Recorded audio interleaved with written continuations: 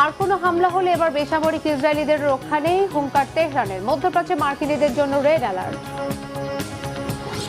স্পেনে ব্যাপক অনুপ্রবেশের পেছনে মার্কিন চক্রান্তের সন্দেহ। জিব্রাল্টার প্রণালী আর ফিলিস্তিনের বর্বরতা কেন আলোচনায়? ফিলিস্তিনকে সমর্থন করায় স্পেনের বিরুদ্ধে আমেরিকা ইসরায়েলের নয়া ষড়যন্ত্র। হাজার হাজার মানুষকে কি তারা উস্কে দিয়েছে? হরমুজ বাব আল মান্দের পর এবার আরও একটি নৌ বাণিজ্যের পথ মিশরের সুয়েজ খাল ঘিরে উদ্বেগ। বিশ্বে তেল গ্যাস সংকট কি আরও বাড়বে? যুক্তরাষ্ট্র আর ইসরায়েলের যে কোনো আগ্রাসনের কঠিন জবাব দেওয়ার হুঁশিয়ারি দিয়েছেন ইরানের পররাষ্ট্রমন্ত্রী আব্বাস আরাকচি। শত্রুর আত্মায় কাঁপন ধরানো হুঙ্কার দিয়ে তিনি বলেছেন, কেউ ইরানে হামলার দুঃসাহস দেখালে জবাব দিতে গিয়ে এবার কোনো নিয়ম নীতির ধার ধারবে না তেহরান। ইসরায়েলের বেসামরিক এলাকাও থাকবে টার্গেটে। এমন অবস্থায় ইরানে হামলার সিদ্ধান্ত থেকে সরে যাওয়ার ঘোষণা দিয়েছেন মার্কিন প্রেসিডেন্ট ট্রাম্প। আবার তীব্র আগ্রহ দেখাচ্ছেন ইরানের সাথে শান্তি চুক্তির আলোচনায়। যদিও গত 5 মাসে এমন আশ্বাসে ভরসা রাখার নজির খুব একটা সুখকর নয়। আলোচনার আশ্বাসে নতুন প্রতারণার ফাঁদ আঁটছেন কি প্রেসিডেন্ট ট্রাম্প? কতটা প্রস্তুত ইরান? শহীদ আরাফাতের ডেস্ক রিপোর্ট। যুক্তরাষ্ট্রের আগ্রাসন ঠেকাতে আবারও পূর্ণমাত্রা যুদ্ধের প্রস্তুতি নিয়ে ট্রিগারে আঙুল রেখে অপেক্ষায় ইরান। টার্গেটের পরিধিও আগের থেকে অনেক বিস্তৃত। চরম হুঁশিয়ারি দিয়ে বলা হয়েছে, এবার শুধু মধ্যপ্রাচ্যের মার্কিন ঘাঁটি নয়, ইরানের মিসাইল ধ্বংসযোগ্য চালাবে ইসরায়েলের বেসামরিক স্থাপনাও। উপসাগরীয় অঞ্চলে নতুন করে উত্তেজনা আর যুদ্ধের ভবিষ্যৎ নিয়ে শনিবার তুরস্ক এবং পাকিস্তানের শীর্ষ কর্মকর্তাদের সাথে ফোনালাপ করেন ইরানের পররাষ্ট্রমন্ত্রী আব্বাস আরাকচি। শত্রুপক্ষকে দাঁত ভাঙা জবাব দেওয়ার হুঁশিয়ারি দেন ইরানের পররাষ্ট্রমন্ত্রী। বলেন, ইরানের মাটিতে কোনো হামলা হলে জবাব দেওয়া হবে সর্বোচ্চ শক্তি দিয়ে। যুক্তরাষ্ট্র দুঃসাহস দেখাতে গেলেই অবিলম্বে কঠিন জবাব দেবে ইসলামিক বিপ্লবী গার্ড বাহিনী আইআরজিসি। শত্রুকে ছিন্ন ভিন্ন করতে যুদ্ধের জোরদার প্রস্তুতি নিলেও মধ্যপ্রাচ্যে শান্তি প্রতিষ্ঠার আশা ছাড়েনি ইরান। এমন কঠিন হুঙ্কারের 24 ঘন্টা পার না হতেই ইরানে হামলার পরিকল্পনা থেকে সরে দাঁড়ানোর ঘোষণা দিয়েছেন মার্কিন প্রেসিডেন্ট ডোনাল্ড ট্রাম্প। শান্তি আলোচনায় ওয়াশিংটনের আগ্রহ আর অগ্রগতির কথা জানিয়ে শনিবার রাতে এই ঘোষণা দেন তিনি। মার্কিন প্রেসিডেন্ট বলেন, সেনারা ইরানে ঝাঁপিয়ে পড়তে সম্পূর্ণ প্রস্তুত থাকলেও মধ্যপ্রাচ্যের মিত্র দেশগুলোর উদ্বেগ, অনুরোধ আর দ্রুত শান্তি চুক্তি করার স্বার্থে হামলার পরিকল্পনা থেকে সরে এসেছেন। মধ্যপ্রাচ্যে উত্তেজনা হ্রাসের বিষয়ে প্রেসিডেন্ট ট্রাম্প এবং সৌদি যুবরাজের ফোনালাপ হয়েছে, যা নিশ্চিত করেছে সৌদি আরবের রাষ্ট্রীয় সংবাদ সংস্থা। এর আগে ইরানের হামলার পরিকল্পনা করেছিল যুক্তরাষ্ট্র আর ইসরায়েল। যুক্তরাষ্ট্রের দেখাদেখি ইসরায়েল ও ইরানের হামলা পরিকল্পনা থেকে সরে এসেছে বলে দাবি করেছেন মার্কিন প্রেসিডেন্ট।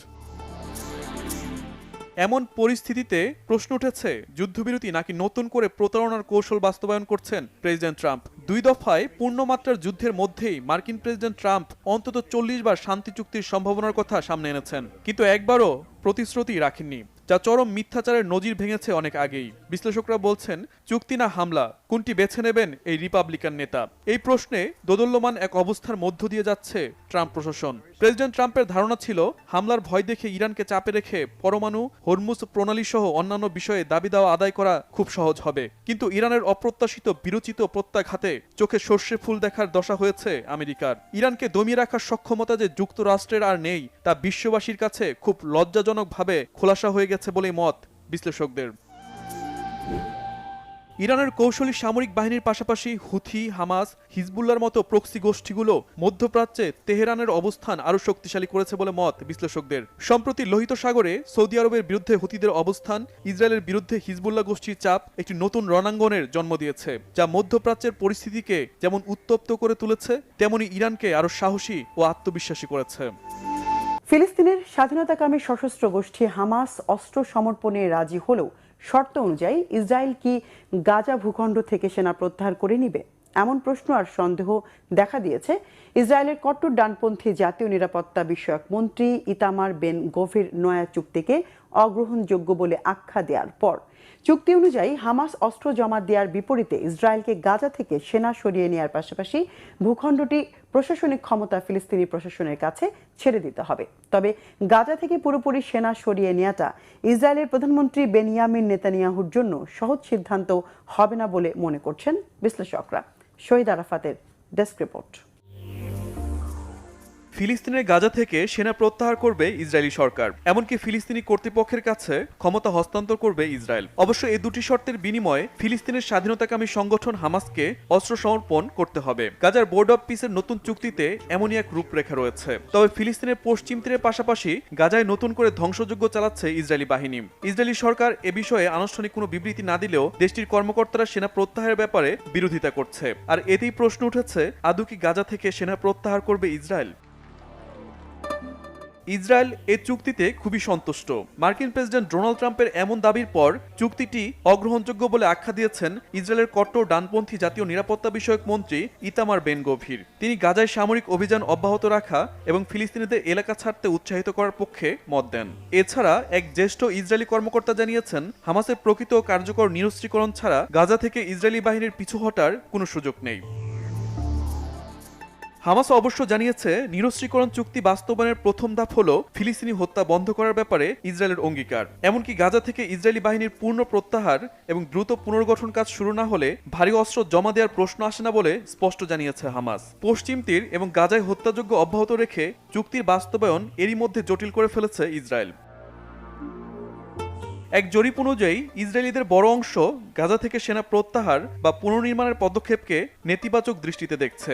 সামনে আছে দেশটির জাতীয় নির্বাচন, আর এতেই নিজের রাজনৈতিক ভবিষ্যৎ রক্ষা করতে প্রধানমন্ত্রী বেনিয়ামিন নেতানিয়াহু চরম চাপে রয়েছেন। দুর্নীতি মামলায় জড়িয়ে থাকা নেতানিয়াহুর বড় লক্ষ্য নির্বাচনের আগে তার কট্টরপন্থী জোটসঙ্গীদের ধরে রাখা।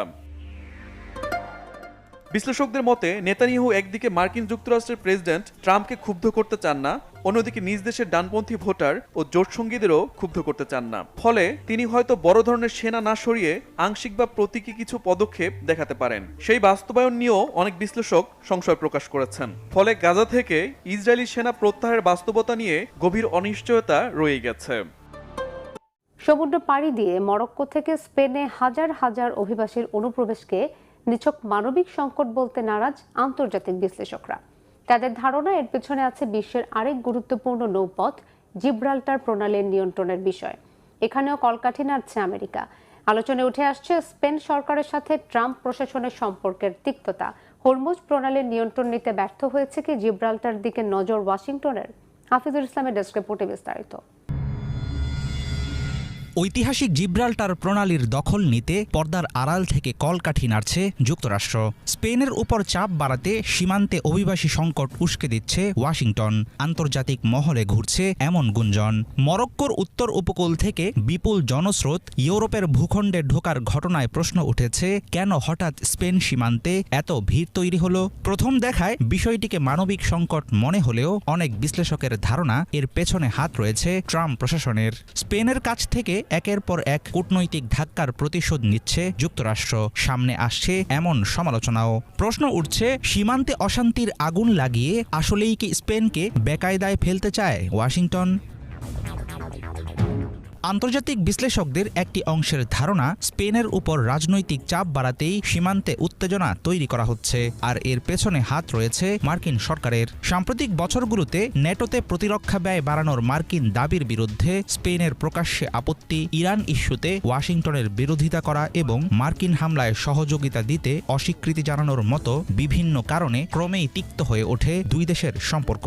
এসব হিসাব সামনে রেখে অনেকেই মনে করছেন, স্পেনের দক্ষিণ সীমান্তে অভিবাসী সংকট সাধারণ কোনো ঘটনা নাও হতে পারে। তাহলে কি আমেরিকার মূল লক্ষ্য জিব্রাল্টার প্রণালীর পূর্ণ নিয়ন্ত্রণ? ইউরোপ ও আফ্রিকার মাঝখানে অবস্থিত সরু নৌপথ জিব্রাল্টার প্রণালী বিশ্বের আরেকটি অন্যতম গুরুত্বপূর্ণ জাহাজ চলাচলের রুট। আটলান্টিক মহাসাগর ও ভূমধ্য সাগরকে যুক্ত করা জিব্রাল্টার প্রণালী দিয়ে প্রতিদিন চলাচল করে অসংখ্য বাণিজ্যিক জাহাজ, জ্বালানিবাহী ট্যাঙ্কার এবং সামরিক নৌযান। হরমুজ প্রণালী ও বাব আল মানদেবে মার্কিন দখলদারিত্ব মোটেও কাজে আসছে না। ফলে এখন জিব্রাল্টার প্রণালীর দিকে চোখ যুক্তরাষ্ট্রের। কৌশলগতভাবে এমন একটি জলপথ দখলে থাকলে আন্তর্জাতিক বাণিজ্য ও সামরিক দিক থেকে লাভবান হবে আমেরিকা। সেক্ষেত্রে হরমুজ ও বাব আল মানদেবের মতো গুরুত্বপূর্ণ রুটে মার্কিন শক্তির চরম ব্যর্থতার কিছুটা হলেও ক্ষতিপূরণ হবে। স্পেনের সীমান্তবর্তী শহর সেউতা ও মেলিলাকে ঘিরে মরক্কোর দীর্ঘদিনের দাবি এবং মরক্কোর সঙ্গে যুক্তরাষ্ট্রের ঘনিষ্ঠ সম্পর্ককে একই সূত্রে দেখছেন অনেক পর্যবেক্ষক। তাদের মতে স্পেন যদি সীমান্ত সংকট ও অভ্যন্তরীণ চাপে দুর্বল হয় তাহলে জিব্রাল্টারকে নিয়ে ভবিষ্যতে আমেরিকার হিসাব নিকাশও বদলে যেতে পারে। তবে জিব্রাল্টার প্রণালী দখল নিতে যুক্তরাষ্ট্র চক্রান্ত চালিয়ে যাচ্ছে, এই দাবির পক্ষে এখনো পর্যন্ত কোনো নির্ভরযোগ্য প্রমাণ পাওয়া যায়নি। চলমান সংকট যুক্তরাষ্ট্র কিংবা কোনো বিদেশি শক্তির পরিকল্পিত পদক্ষেপ কিনা সেটাও নিশ্চিতভাবে বলার উপায় নেই। যুদ্ধ, দারিদ্র্য ও অনিশ্চয়তা থেকে বাঁচতে আফ্রিকা এবং মধ্যপ্রাচ্যের বহু মানুষ ইউরোপে পৌঁছাতে চাইছেন। এমন পরিস্থিতিতে অভিবাসন ইস্যু আবারও ইউরোপের রাজনীতির কেন্দ্রে উঠে এসেছে। স্পেন সীমান্তের অভিবাসী সংকটকে অনেকে দেখছেন কূটনৈতিক ও ভূরাজনৈতিক টানাপোড়েনের আগাম ইঙ্গিত হিসেবে। স্পেন সরকার এখন দুই দিক থেকেই কোণঠাসা। একদিকে সীমান্ত সামলানোর চ্যালেঞ্জ, অন্যদিকে জিব্রাল্টার নিয়ে আন্তর্জাতিক পরাশক্তির অদৃশ্য চক্রান্তের আশঙ্কা। সব মিলে চলমান সীমান্ত সংকটের জল কত দূর গড়ায় এখন সেটাই দেখার বিষয়। যুদ্ধ যতই দীর্ঘ হচ্ছে ততই আমেরিকা ও ইসরায়েলের জন্য আরও আগ্রাসী হয়ে উঠছে ইরান, ততই মধ্যপ্রাচ্যের নিয়ন্ত্রণ যাচ্ছে খামেনির দেশের হাতে। এবার তাই কুয়েতে নতুন করে হামলার সাথে ইসরায়েল ও মধ্যপ্রাচ্যে থাকা আমেরিকার জ্বালানি স্থাপনা ও অবকাঠামোতে সরাসরি আঘাতের হুমকি দিয়েছে ইরান। একই সাথে মধ্যপ্রাচ্যের দেশগুলোকে হুঁশিয়ারি করে দিয়ে আইআরজিসি বলেছে মার্কিন বাহিনীকে সহায়তা করলে তাদের কঠোর পরিণতি ভোগ করতে হবে। এমন অবস্থায় পিছু হটেছে সৌদি আরব। যুদ্ধ দীর্ঘ না করতে মার্কিন প্রেসিডেন্ট ডোনাল্ড ট্রাম্পকে বার্তা দিয়েছে সৌদি যুবরাজ। প্রশ্ন উঠেছে, ইরানের ভয়ে কি কাঁপছে গোটা মধ্যপ্রাচ্য, জ্বলবে কি গোটা অঞ্চল? নাইম আহমেদের ডেস্ক রিপোর্ট। ইরানের ভয়ঙ্কর হামলায় নতুন করে জ্বলছে কুয়েত। নতুন করে শঙ্কা দেখা দিয়েছে গোটা মধ্যপ্রাচ্যে সংঘাতে ভয়াবহ আগুন ছড়িয়ে পড়ার। এরই মধ্যে ইসরায়েলের অবকাঠামো ও মধ্যপ্রাচ্যের মার্কিন সব জ্বালানি স্থাপনা গুঁড়িয়ে দেওয়ার হুমকি দিয়েছে ইরান। খামেনির দেশ সাফ জানিয়ে দিয়েছে যুদ্ধের নমনীয়তা দেখাবে না তেহরান। বিশ্লেষকরা বলছেন যতই সময় যাচ্ছে ততই আরো শক্তিশালী আর আগ্রাসী হয়ে উঠছে ইরান। পরিবর্তন এনেছে নিজেদের সামরিক কৌশলেও। এতদিন আমেরিকা হামলা চালালে তারপর এর জবাব দিত, তবে এখন ইরানই মধ্যপ্রাচ্যে থাকা আমেরিকার স্থাপনাগুলোকে আগে টার্গেটে পরিণত করছে। দুদিন ধরে মার্কিন বাহিনী হামলা বন্ধ রাখলেও কুয়েতে হামলা অব্যাহত রেখেছে আইআরজিসি। এর মধ্যে আইআরজিসির শীর্ষ সামরিক commander major general Ali Abdullahi হুঁশিয়ার দিয়ে বলেন, আমেরিকাকে আশ্রয় বা কোনো দেশ মার্কিন বাহিনীকে সহায়তা করলে যুদ্ধের আগুনে পুড়তে হবে তাদের। আর এমন হুমকির পরেই নতুন করে ইরানে হামলা ও এই যুদ্ধ দীর্ঘ না করার পক্ষে আমেরিকার মিত্র সৌদি আরব। মার্কিন সংবাদ মাধ্যম সিএনএন-এর এক প্রতিবেদনে দাবি করা হয়েছে, নতুন করে ইরানে হামলা বা সংঘাত বন্ধ করতে জোর তৎপরতা চালাচ্ছে সৌদি আরবের মতো মিত্র দেশ। প্রতিবেদনে বলা হয়েছে, সৌদি আরবের প্রতিরক্ষামন্ত্রী খালেদ বিন সালমান ওয়াশিংটনে অঘোষিত সফর করেন। তিনি সৌদি যুবরাজের পক্ষ থেকে প্রেসিডেন্ট ডোনাল্ড ট্রাম্প ও ভাইস প্রেসিডেন্ট জেরি ভ্যান্স উভয়কেই জানিয়েছেন যে সৌদি আরব ইরান যুদ্ধের তীব্রতা কমাতে চায় এবং এই সংঘাত দীর্ঘায়িত হলে বড় ধরনের ঝুঁকির কথাও বলেন। আঞ্চলিক দেশগুলো দীর্ঘমেয়াদী যুদ্ধে জড়িয়ে গেলে জ্বালানি ও অর্থনৈতিক ক্ষতির পাশাপাশি বেসামরিক স্থাপনার ক্ষতির কথা বিবেচনায় নিয়ে যুদ্ধের পরিবর্তে আলোচনা চাইছে সৌদি প্রশাসন। ইরানের প্রতিশোধের আগুনে শুধু মধ্যপ্রাচ্যই পুড়ছে না, এবার আমেরিকার ভূখণ্ডে সাইবার হামলা চালিয়ে নিজেদের প্রযুক্তিগত দক্ষতা ও সক্ষমতার পরিচয় দিল ইরানের হ্যাকাররা।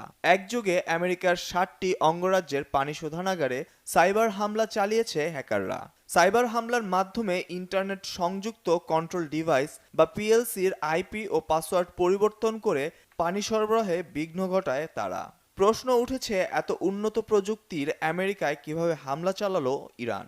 এই ঘটনায় বিদেশি কোনো শক্তি বা ইরানের হাত আছে কিনা তা খতিয়ে দেখছে মার্কিন গোয়েন্দা সংস্থাগুলো। তবে লজ্জার মুখ থেকে বাঁচতে সবচেয়ে ক্ষমতাধর প্রেসিডেন্ট ডোনাল্ড ট্রাম্পের দাবি, যুক্তরাষ্ট্রের মাটিতে সাইবার হামলার দায় ইরানের নয়, বরং স্থানীয় প্রশাসনের। আমি শুনেছি মিনেসোটায় 30টি পানি শোধনাগারে সাইবার হামলা হয়েছে এবং এর জন্য ইরানকে দায়ী করা হয়েছে। আমি তা মনে করি না। আমার মতে এর জন্য মিনেসোটাই দায়ী, কারণ তারা চরম অযোগ্য। আমি এর জন্য মিনেসোটা ও সেখানকার দুর্নীতিগ্রস্ত গভর্নরকে দায়ী করব। আমেরিকা যেতে ইচ্ছুক বাংলাদেশিদের জন্য এসেছে নতুন দুঃসংবাদ। ট্রাম্প প্রশাসনের নতুন সিদ্ধান্তে বাংলাদেশ সহ 50টি দেশের নাগরিকদের জন্য স্থায়ী করা হয়েছে ভিসা বন্ড কর্মসূচি। এতে যুক্তরাষ্ট্রে ব্যবসা কিংবা পর্যটন ভিসা পেতে এখন থেকে দিতে হবে মোটা অঙ্কের আর্থিক জামানত। কেন এই সিদ্ধান্ত, কবে চালু হচ্ছে নতুন এই নিয়ম, কারা এর আওতায় পড়বেন, জামানতের পরিমাণই বা কত? হিজল জোবারের ডেস্ক রিপোর্টে জানবো বিস্তারিত। বাংলাদেশের নাগরিকদের জন্য যুক্তরাষ্ট্রের ভ্রমণ ভিসা পাওয়া আরও কঠিন ও ব্যয়বহুল হতে যাচ্ছে। নতুন এক সিদ্ধান্তে বাংলাদেশ সহ 50টি দেশের নাগরিকদের জন্য ভিসা বন্ড কর্মসূচি স্থায়ী করার সিদ্ধান্ত নিয়েছে মার্কিন পররাষ্ট্র দপ্তর। নতুন এই ব্যবস্থার আওতায় ব্যবসার ক্ষেত্রে দেয়া B1 ও পর্যটনের জন্য দেয়া B2 ভিসার আবেদনকারীদের ক্ষেত্রে প্রয়োজন অনুসারে কনসুলার কর্মকর্তা সর্বোচ্চ 20,000 মার্কিন ডলার পর্যন্ত বন্ড বা আর্থিক জামানত জমা দেওয়ার নির্দেশ দিতে পারবেন। নতুন এই নিয়ম 3 আগস্ট থেকে কার্যকর হওয়ার কথা রয়েছে। মার্কিন সরকারের প্রকাশিত চূড়ান্ত বিধি অনুযায়ী এই বন্ড সব আবেদনকারীর জন্য বাধ্যতামূলক নয়। তবে আবেদনকারীর ভ্রমণের উদ্দেশ্য, পূর্ববর্তী ভ্রমণ ইতিহাস, ভিসার শর্ত মানার সম্ভাবনা এবং অন্যান্য ঝুঁকি বিবেচনা করে সংশ্লিষ্ট কনসুলার কর্মকর্তা 10,000, 15,000 অথবা 20,000 ডলার পর্যন্ত বন্ড নির্ধারণ করতে পারবেন। বাংলাদেশের জন্য এই সিদ্ধান্ত বিশেষ গুরুত্ব বহন করছে, কারণ প্রতি বছর হাজারো বাংলাদেশি ব্যবসা, পর্যটন, চিকিৎসা কিংবা পারিবারিক প্রয়োজনে যুক্তরাষ্ট্রের B1 ও B2 ভিসার জন্য আবেদন করেন। নতুন নিয়মে যাদের বন্ড দিতে হবে তাদের জন্য অতিরিক্ত প্রায় 24 লাখ টাকার সমপরিমাণ অর্থের জামানত দিতে হতে পারে। ফলে অনেক আবেদনকারীর জন্য যুক্তরাষ্ট্র সফরের পরিকল্পনা বাস্তবায়ন করা কঠিন হবে বলে মনে করছেন সংশ্লিষ্টরা।